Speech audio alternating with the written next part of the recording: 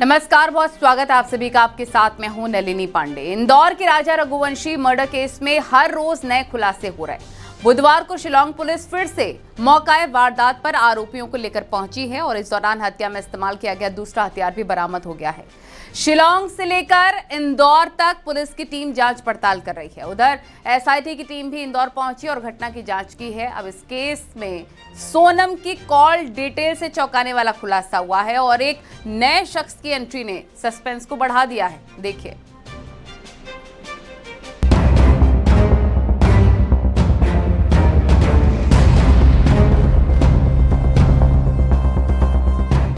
राज Sonam case में कितने राज।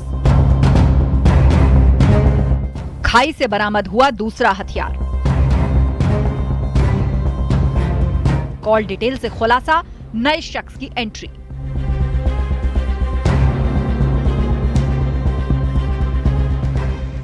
तेईस मई को शिलांग के जिस घाटी में राजा रघुवंशी की हत्या की गई, आज भी पुलिस ने दूसरे दिन सीन रिक्रिएट किया। इस दौरान पुलिस ने राजा की हत्या में इस्तेमाल किया गया दूसरा हथियार भी बरामद कर लिया है। पुलिस पूछताछ में आरोपियों ने हथियार के बारे में जानकारी दी और पुलिस की टीम जब आरोपियों को हथियार फेंकने वाली जगह पर लेकर पहुंची तो दूसरा हथियार भी बरामद कर लिया गया। वैसा डांग इलाके में दूसरा हथियार फेंका गया था। रिक्रिएशन के दौरान 4 आरोपियों को लेकर पहुंची थी पुलिस। सोनम, आनंद, आकाश और विशाल, चारों आरोपियों की मौजूदगी में ये हथियार बरामद किया गया।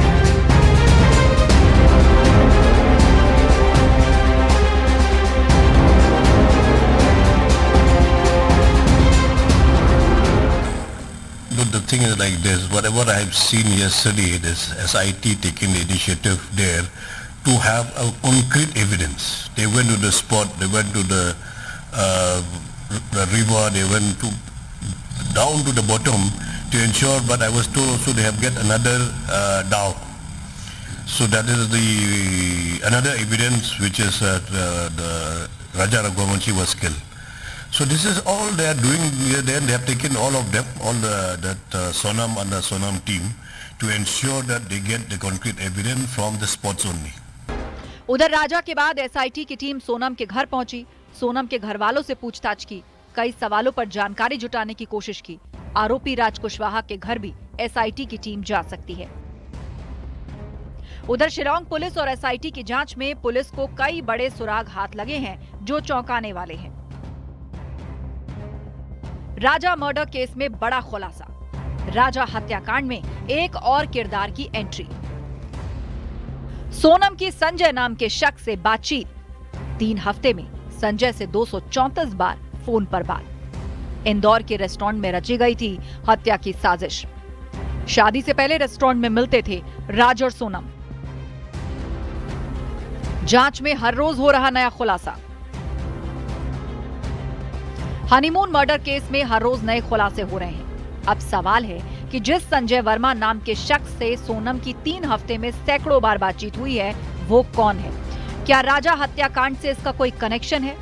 एसआईटी की टीम और शिलांग पुलिस हर पहलू की गंभीरता से जांच कर रही है। उधर इंदौर के उस रेस्टोरेंट के बारे में भी जानकारी जुटाई जा रही है जिसमें राजा की हत्या का प्लान तैयार किया गया था। बहरहाल सबसे बड़ी मर्डर मिस्ट्री में नए खुलासे बताते हैं कि सोनम कितनी शातिर है। Bureau report, news 18, Uttar Pradesh, Uttarakhand.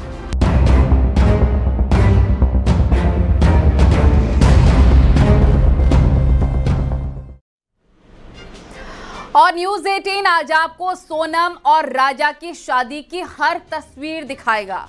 यानी लगन की रस्म से लेकर हल्दी तक और सगाई से लेकर फेरों और विदाई तक की हर एक्सक्लूसिव तस्वीर आज हम आपको दिखाएंगे। हर तस्वीर, हर वीडियो का आज पूरा विश्लेषण हम आपको दिखाएंगे शाम 7:56 पर। जरूर देखिएगा द किलर वेडिंग।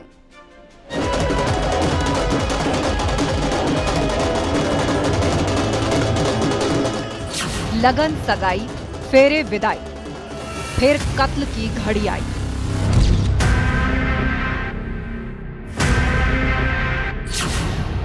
बंधन के वचन से इनकार, सोनम पहले से थी तैयार।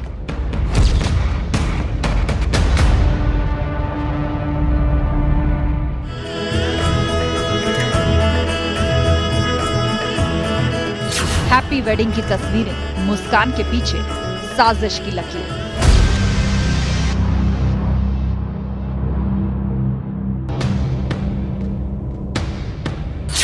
बेबस राजा, बेरहम रानी, कातिल इश्क की खूनी कहानी।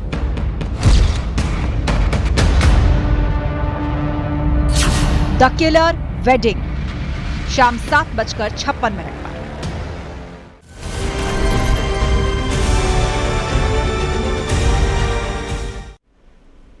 और अब बात करते हैं मेरठ में एक नाबालिग लड़की ने कैसे शोहदे से तंग आकर सुसाइड कर लिया है। घर वालों ने कुछ समय पहले ही आरोपियों के खिलाफ रिपोर्ट दर्ज कराई थी, लेकिन आरोपी धमकी दे रहे थे। आरोपी की धमकी और छेड़खानी से तंग आकर पीड़िता ने फांसी लगाकर आत्महत्या कर ली। घटना के बाद पुलिस ने आरोपियों के खिलाफ केस दर्ज कर लिया है और गिरफ्तारी की कोशिशें की जा रही है। एक रिपोर्ट आपको दिखाते हैं।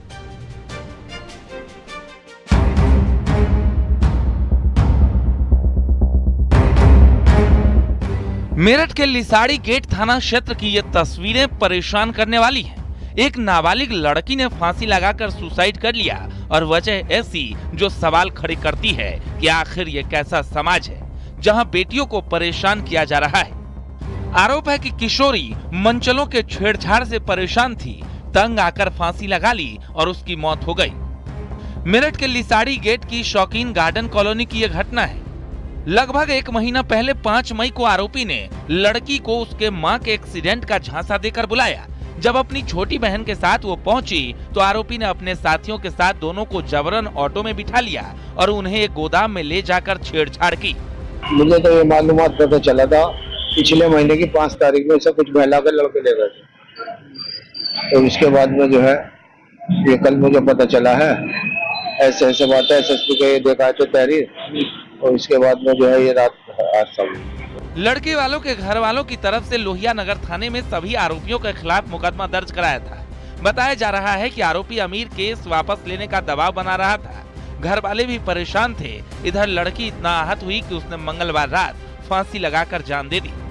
सूचना के बाद मौके पर पहुंची पुलिस ने शव को पोस्टमार्टम के लिए भेज दिया है। 4 आरोपियों के खिलाफ आत्महत्या के लिए उकसाने का मुकदमा दर्ज कर 2 आरोपियों को हिरासत में लिया गया है। शव को अपने कब्जे में लिया गया। शव का पंचनामा कराकर पोस्टमार्टम के लिए शव को मोर्चरी भेज दिया गया है। परिजनों द्वारा जानकारी करने पर पता चला कि युवती द्वारा पिछले महीने थाना लोहिया नगर में कुछ युवकों के खिलाफ एक छेड़छाड़ का मुकदमा दर्ज कराया गया था, जिसमें थाना लोहिया नगर पुलिस द्वारा नियमानुसार कार्रवाई करते हुए युवती का बयान माननीय न्यायालय में दर्ज कराया था तथा सभी युवकों के खिलाफ जो आरोपी थे उनके खिलाफ इसमें चार्जशीट लगा दी गई थी। आज की घटना में परिजनों द्वारा तहरीर दी गई है। तहरीर के आधार पर सुसंगत धाराओं में मुकदमा पंजीकृत किया जा रहा है। इसमें 2 युवकों को अभी हिरासत में लिया गया है, उनसे पूछताछ की जा रही है। उसमें शीघ्रता से नियमानुसार कार्रवाई की जाएगी। लड़की की मौत के बाद पुलिस की टीम सख्त कार्रवाई की बात कर रही है। केस दर्ज कर 2 आरोपियों को हिरासत में लिया गया है, जबकि फरार आरोपियों की जल्द गिरफ्तारी का दावा किया जा रहा है। हालांकि लड़की के घर वाले कह रहे हैं कि पहले ही कार्रवाई होती तो शायद ये नौबत नहीं आती। मेरठ से निखिल अग्रवाल, न्यूज़ 18 उत्तर प्रदेश उत्तराखंड।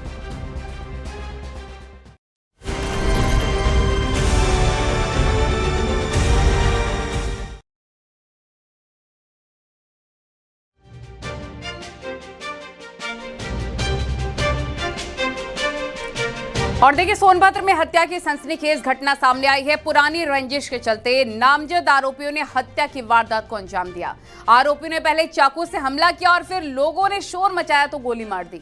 घटना के बाद मौके पर पहुंची पुलिस ने जांच शुरू कर दी है। आरोपी की तफ्तीश की जा रही, गिरफ्तारी के लिए टीमें लगा दी गई हैं। दिखाते हैं आपको एक रिपोर्ट।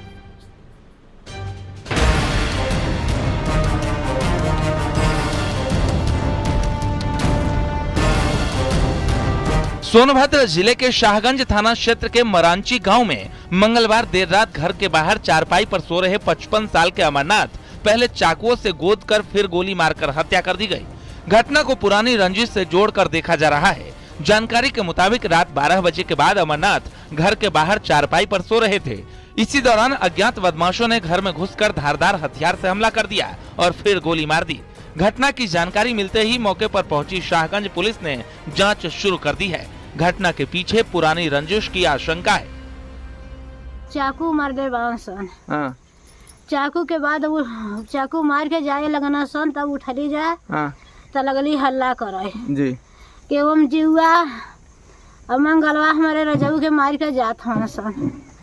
तब आयल तो कहते गोली चलाई दिले से, गोली चलाई के जाके कचियवा रोडे पर मोटरसाइकिल खड़ा कैले रहे सन। रंजिश था मंगला गुप्ता जी, उन्हीं के द्वारा हत्या का मामला, जिसमें पिस्टल से भी वार किया गया है, चाकू से भी जी। मौके पे एडिशनल एसपी एसओ साहब, दरोगा साहब और सब आए हैं। पुलिस को मिली जानकारी के मुताबिक 3 लोगों का नाम इस हत्याकांड में सामने आ रहा है। परिजनों ने 2 लोगों को नामजद किया है, जबकि एक हमलावर अज्ञात है। घटना के जल्द खुलासे के लिए 3 टीमों का गठन किया गया है। पुलिस मौके पर पहुंची और साथ ही साथ जो घायल व्यक्ति उनको अस्पताल भेजा गया, जहां पर दौरान इलाज उनकी मृत्यु हो गई। इस पूरे प्रकरण में मेरे द्वारा और अन्य अधिकारी के द्वारा मौके का निरीक्षण किया गया है और फील्ड के द्वारा सारे एविडेंसेस कलेक्ट किए गए हैं। साथ ही साथ इसमें एडिशनल एसपी ऑपरेशन है, उनके नेतृत्व में 3 टीमें बनाई गई हैं और जो अभियुक्त नामजद अभियुक्त हैं उनकी गिरफ्तारी के लिए टीमें लगातार काम कर रही है। पुलिस की टीमें इस केस में नामजद आरोपियों की गिरफ्तारी में जुट गई है। हत्या की असली वजह अब तक सामने नहीं आ सकी है। पुराने जमीनी विवाद से लेकर सभी पहलुओं पर पुलिस की टीम जांच कर रही है और घटना के जल्द खुलासे का दावा कर रही है। सोनभद्र से रंगेश सिंह, न्यूज़ 18 उत्तर प्रदेश उत्तराखंड।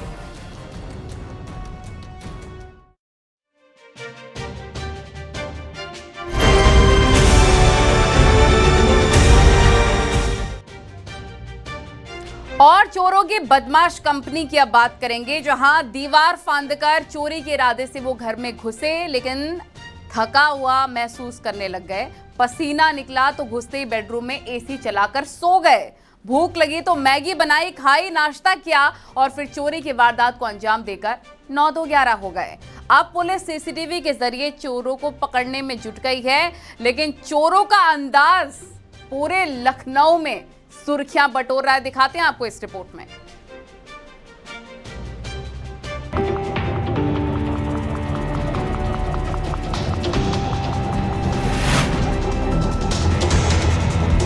जब एसी चलाकर चोरों ने किया आराम, पहले मैगी बनाकर खाई, फिर एसी में सोए, सीसीटीवी में कैद हुई चोरी की वारदात। चोरी की ये तस्वीरें थोड़ा अलग हैं। बेडरूम में रखी मैगी की प्लेट, नाश्ता और फिर एसी चलाकर आराम। आप सोच रहे होंगे इसमें नया क्या है, ये तो हर घर में होता है। लेकिन नया ये है कि मैगी और नाश्ते की प्लेट बेडरूम के भीतर चोरों ने रखी है। घर में चोरी के इरादे से घुसे चोरों ने जैसे ही दीवार फांदकर घर में कदम रखा, उनको भूख लग गई। बस फिर क्या था, घर में रखी मैगी बनाकर खाई, मटर और पोहा खाया, खाकर एसी चलाया, आराम किया और फिर लगा कि इरादा तो चोरी का है, लिहाजा उठे और घर के सामान पर हाथ साफ कर रफू चक्कर हो गए। बेडरूम में नाश्ता, बेड पर रखी मैगी, यहीं सो गए चोर। लखनऊ के इंदिरा नगर में रिटायर्ड सरकारी कर्मचारी के घर में चोरी की ये वारदात चर्चा में है। चोरों ने ताला तोड़कर नकदी, कीमती सामान चुराया, लेकिन सबसे ज्यादा चर्चा चोरों की मैगी पार्टी को लेकर हो रही है। फिलहाल सीसीटीवी फुटेज के जरिए पुलिस की टीम चोरों की तलाश में जुट गई है। Bureau report, news 18 Uttar Pradesh Uttarakhand.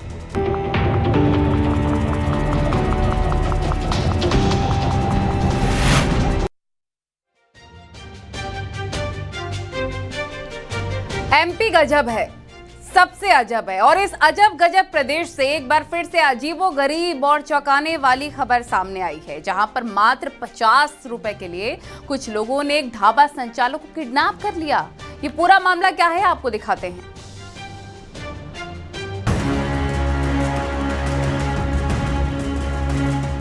अजब एमपी में गजब का अपहरण,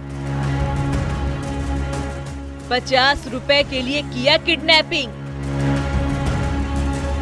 मंदसौर से राजस्थान ले गए किडनैपर। 5 दिन बाद मिला युवक, 4 गिरफ्तार। एक बार फिर अजब एमपी में गजब का मामला सामने आया है और जिसको भी इस मामले के बारे में पता चल रहा है वो हैरान हो रहा है। जहां मात्र 50 रुपए के लिए कुछ लोगों ने एक ढाबा संचालक का अपहरण कर लिया। ये बेहद अजीब और चौंकाने वाला मामला मध्य प्रदेश के मंदसौर से सामने आया है। यहाँ सिर्फ 50 रुपए के विवाद में एक ढाबा संचालक को कुछ युवक ने मिलकर पहले बुरी तरह पीटा और फिर उसका अपहरण कर लिया। पूरी घटना 13 जून की बताई जा रही है, जब ईश्वर लाल अचानक लापता हो गया। परिवार ने पहले खुद तलाश की, लेकिन जब कोई सुराग नहीं मिला तो उन्होंने समाजजनों के साथ मिलकर पुलिस से मदद की गुहार लगाई। पुलिस ने मामला दर्ज करते हुए अपहरण की धाराओं में FIR दर्ज की और तुरंत छानबीन शुरू की। 4 दिन बाद जांच के बाद 17 जून को पुलिस को सफलता मिली और उन्होंने राजस्थान के भवानी मंडी क्षेत्र के एक खेत से किडनैप किए गए ईश्वर लाल को सुरक्षित बरामद किया। साथ ही 4 आरोपियों को मौके से गिरफ्तार किया। रोड पर एक ढाबा है, ढाबे में ये वहाँ ढाबा चलाता है, तो वहाँ पे कुछ लोगों के साथ उसका 50 रुपए को लेकर कोई विवाद था।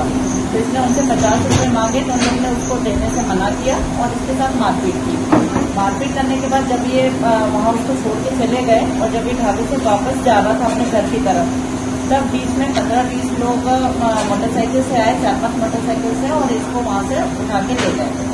तो पहले इसका कहना है कि यहाँ पे उसको खेत पे लेके गए और कुएं पर और उसके साथ मारपीट की, 4-5 घंटे उसको रखा और उसके बाद उसको छोड़ दिया। इस घटना से ये साफ है कि किस तरह छोटी सी कहासुनी भी बड़ी आपराधिक वारदात में बदल सकती है। मामले को सुलझाने में पुलिस ने डिजिटल सबूत, मोबाइल लोकेशन और CCTV फुटेज के आधार पर आगे की जांच की।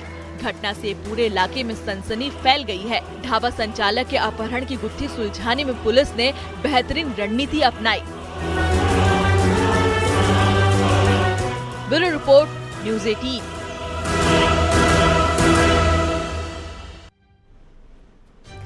और संभल में सिटी मजिस्ट्रेट ने होटल में छापेमार कार्रवाई की है। होटल में 10 लड़के लड़कियां मिले हैं और जिन्हें पुलिस को सौंप दिया गया है। मामला चौधरी सराय का है।